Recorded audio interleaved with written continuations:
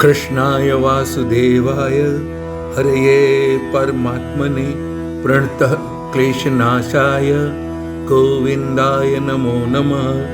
ઓમ. ગીતા જયંતી.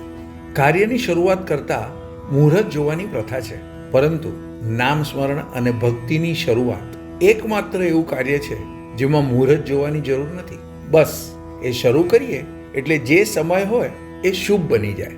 ગીતા જયંતી. આજે આપણે મોટા ભાગના કુટુંબો સંબંધના દરેક નાના મોટા પ્રસંગને ઉજવવા આતુર રહે છે અને ધીરે ધીરે પ્રથા બની ગઈ છે, જેમ કે birthday, marriage anniversary, friends day, father's અને મધર્સ ડે, મહિલા દિવસ, વેલેન્ટાઇન ડે વગેરે. ઉપરાંત દિવાળી, નાતાલ, શ્રી ગણેશ સ્થાપના જેવા તહેવારો ઉજવવા સૌ તૈયાર જ રહે છે. ઘણા તો જો આવા પ્રસંગને ઉજવી ન શકે તો વર્ષો સુધી વસવસો રાખે છે અને 5 વર્ષ પછી પણ બોલી નાખે છે, તમે લગ્ન પછીની મારી પહેલી બર્થડે તો ભૂલી ગયા ને. ભૌતિક આનંદ જે ક્ષણિક કે ટૂંકા સમય માટે મળે છે એની શોધમાં કદાચ આયુષ્ય જ જતું રહે છે. આજે આ વાત એટલે કે દરેક સંબંધને ઉજવવો છે, પરંતુ સંબંધ બાંધી આયુષ્યભર ઉજવવો જોઈએ એને પ્રત્યે ઉદાસીનતા રાખી છે. ગીતા જયંતી જેવા દિવસે પેપરમાં થોડું શ્રી ગીતાજી અને શ્રી કૃષ્ણ માટે લખાશે, જે ખૂબ જ થોડા લોકો વાંચશે અને આજની ઇંગ્લિશ મીડિયમમાં ભણતી યુવા પેઢીને તો કદાચ ખબર જ નહીં પડે. ભૌતિકની ઉજવણી પરિવાર, મિત્રો બધા મળીને કરે છે, જ્યારે આધ્યાત્મિક ઉન્નતિ કરવા માટે એકાંત જોઈએ. કારણ જાત સાથે અને ઈશ્વર સાથે વાત કરવાની છે, જેને જ્યારે આ અનુભવ થાય ત્યાર પછી જ સમજ પડે કે ભૌતિક સુખ શા માટે ક્ષણિક ગયું છે. ગીતા જયંતી નિમિત્તે આજે ટૂંકમાં પરંતુ શ્રી કૃષ્ણ વાણી શ્રી ગીતાજી માટે થોડું યાદ કરી લઈએ. કારણ આ એક એવો ગ્રંથ છે જે દરેકને દરેક પ્રસંગે, દરેક પરિસ્થિતિમાં, દરેક કાર્યમાં સંપૂર્ણપણે સહાય કરી શકવા સમર્થ છે. પરંતુ આ માટે શ્રી ગીતાજી વાંચવી અને સમજવાની જરૂર છે.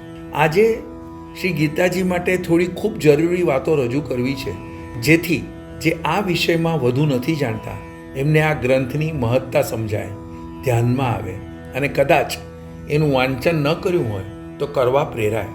અને જો એ વ્યક્તિ એકાગ્રતાથી વાંચે અને અર્થને સમજવા પ્રયત્ન કરે તો પહેલાં આશ્ચર્ય અને પછી પૂર્ણ સંતોષનો અનુભવ જરૂર થાય. મુખ્યત્વે તો ગીતાજીમાં 18 અધ્યાય છે અને 700 શ્લોક છે. આ ગ્રંથ જીવનના દરેક પાસાને સ્પર્શતો માત્ર નથી, પરંતુ સમજ પડે તો ઉકેલ પણ બતાવે છે. આપણામાંથી મોટા ભાગના લાભ નથી લઈ શકતા એનું કારણ આપણે પોતાની સગવડ પૂરતું માનીએ છીએ. જે વાત માનવામાં તકલીફ પડે એને પોતાની રીતે ગોઠવી દઈએ છીએ. ઉદાહરણ સ્વરૂપ, સત્ય બોલવું એ મુખ્ય વાત છે તો વાંચશે, કહેશે, પણ પોતાના કામ વખતે જો આવું નડશે અને પોતાના જીવનની વાત હશે તો દર વખતે સાચું ન બોલાય, આપણે હજી સંત નથી થયા એમ કરી અને વાત ટાળી દેશે. આપણે શ્રી ગીતાજીમાંથી પોતાની સગવડ પૂરતું જ જીવનમાં ઉતારવા માંગીએ છીએ અને એટલા માટે જ એનો પૂર્ણ લાભ નથી લઈ શકતા. બીજું, ઘણા વાતો કરતા બોલતા હોય છે. શ્રી કૃષ્ણએ ગીતાજીમાં કહ્યું છે કે થોડા તો શ્લોક પણ બોલી બતાવશે પ્રસંગને અનુરૂપ. આવા ઉદાહરણ આપવા પાછળનો ઘણીવાર હેતુ પોતે આધ્યાત્મિક છે, ઊંચા વિચાર ધરાવે છે એવું બતાવવા ઈચ્છતા હોય છે. બાકી જે ખરેખર પ્રભુને ભજે છે એ દેખાડો નથી કરતા. કોઈના ઘરે જઈએ તો કહે છે, એમ કરો, બીજું કંઈ નહીં ને તો આ થોડું લઈ લો, આ અમારો ધરેલો પ્રસાદ છે. ધીરેથી આડકતરી રીતે એમણે જણાવી દીધું કે એમને પણ ઘરમાં સેવા છે. આપણે કેટલું કમાયા એ નથી કહેતા, કેટલું બેલેન્સ બેંકમાં છે નથી કહેતા, કેટલી એફડી અને ઇન્વેસ્ટમેન્ટ છે એ નથી કહેતા. પત્ની ભૂલમાં બોલી જાય કે નવી બેંકની એક શાખા ઘર નજીક થઈ, એમાં એફડી કરી તો ઘરે આવી પતિ વળશે. બીજી બાજુ સવારે વહેલા ઉઠી માળા તો કરીએ જ છીએ, નહીંતર દિવસ દરમિયાન થાય અમારું તો કંઈક રહી ગયું. પછી કહે છે અમે અમુક સત્સંગ તો સાંભળીએ જ, એમાંથી ઘણું જરૂરી જાણવા મળે છે, પણ એમાં કહેલ વાત કે મોહ, માયા, ક્રોધ છોડવા, તો એ સુધારો જીવનમાં નહીં કર્યો હોય. એમને એક નાનકડું વપરાયેલા પોતાના જૂના કપડાં કે વસ્તુ આપવાનું કોઈને કહીએ ને તો પણ એમનો જીવ ટૂંકો હોય છે, આપતા ટાઈમ બગાડશે. કોઈ નાની ભૂલ કરે તો એના ઉપર ક્રોધ કરશે. અરે શાક લેવા જાય તો ભાવતાલ કરશે, પછી એકાદ ગાજર ઉપરથી લઈ લેશે. હિસાબ 106 રૂપિયાનો થતો હશે તો ઉપરના 6 કાપી લેશે અને મફતની કોથમીર મરચાં તો લઈ જ લેશે. આ શું સૂચવે છે? સારું વાંચવું, સાંભળવું, બોલવું અને અમલ શૂન્ય તો શું લાભ થાય? આજે જો સંતાનોની સાચી પ્રગતિ ઈચ્છતા હોઈએ તો સારું અને સમૃદ્ધ વિચારવાળું વાંચન, શ્રી ગીતાજી જેવા ગ્રંથ પ્રત્યે લગાવ એમનો કેળવવો જોઈએ. કામમાં સચ્ચાઈ અને નીતિનું મહત્વ જણાવવું જરૂરી છે.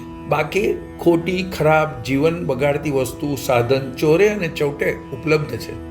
આજે આપણે ધ્યાનથી રોજ વાંચીશું તો ન્યૂઝમાં ખબર પડશે કે ડ્રગ પકડવાના આંકડા ધીરે ધીરે મોટા થતા જાય છે.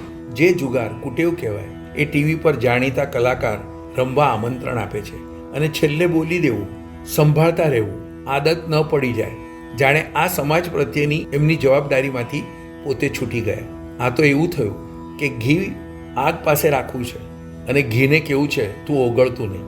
ટૂંકમાં સંતાનોને સારા માર્ગે રાખવાની જવાબદારી મા બાપ અને કુટુંબની આજે વધી ગઈ છે. અહીં વાત એટલી જ કે જીવનનો જે મુખ્ય ઉદ્દેશ છે એ આજે છૂટતો જાય છે. મોહ માયાનો હાથ ઝાલી માધવથી અળગા થતા જઈએ છીએ. જે છે એનાથી વધુ મેળવવાની ઈચ્છા હવે ઘેલછા બની ગઈ છે અને આ બધું મેળવવા જતાં પ્રભુને ભજવાનો સમય જ નથી રહ્યો. જે કાર્ય અને કર્મ કરીએ છીએ એમાં 100% સચ્ચાઈ નથી. વાતે વાતે જૂઠનો સહારો લેવો પડે છે. એટલે કર્મ પણ સંપૂર્ણપણે પ્રભુને રાજી કરે એવા તો નથી જ રહ્યા. માધવને નિસ્વાર્થ ભાવથી પોતાપણું ખપે છે અને આપણે દેખાડો કરવામાંથી ઊંચા નથી આવતા. દાન પણ નામની તકતી મારવા અને સમાજમાં દેખાડો કરવા જ જાણે કરીએ છીએ. માધવને મળવું હોય તો જાત સાથે વાત કરવી પડે, એમાં દેખાડાને સ્થાન નથી. ભક્તિ ખુદ માટે, પોતાના આત્માને આનંદ આપવા માટે કરવાની છે. ભક્તિ દેખાડા માટે થાય, સ્વાર્થ માટે થાય ત્યારે ખુદ માટે કે આત્મા માટે ક્યાં કંઈ બચ્યું જ છે. ટૂંકમાં આ ગીતા જયંતીએ શ્રી કૃષ્ણને યાદ તો કરીએ જ, પરંતુ સાચા મનથી મોહ માયાથી હાથ છોડાવી માધવને મળવા અને મનાવવા પ્રયત્ન કરીએ. હવે આપણે શ્રી કૃષ્ણએ ગીતામાં કહ્યું છે કે બોલવાનું બંધ કરી એમનું કહેલું વધુમાં વધુ કોઈને દેખાડા વગર માનવાનું શરૂ કરીએ. એ જ સાચી ગીતા જયંતીની ઉજવણી બની રહેશે. છેલ્લે કબીરનો એક દોહો યાદ આવે છે, કાલ કરે સો આજ કર, આજ કરે સો અબ, પલ મેં પ્રલય હોએગી, બહુરી કરેગા કબ. કેટલું જીવીશું ખબર નથી તો ભક્તિ ક્યારે કરીશું? મૃત્યુને તો મારી નહીં શકાય, પરંતુ સુધારી તો અવશ્ય શકાશે. માધવે મનુષ્ય દેહ આપી આ લાભ લેવાની તક આપણને આપી છે અને એ માટે એ બધું જ કૃષ્ણાર્પણ કરવું જરૂરી છે.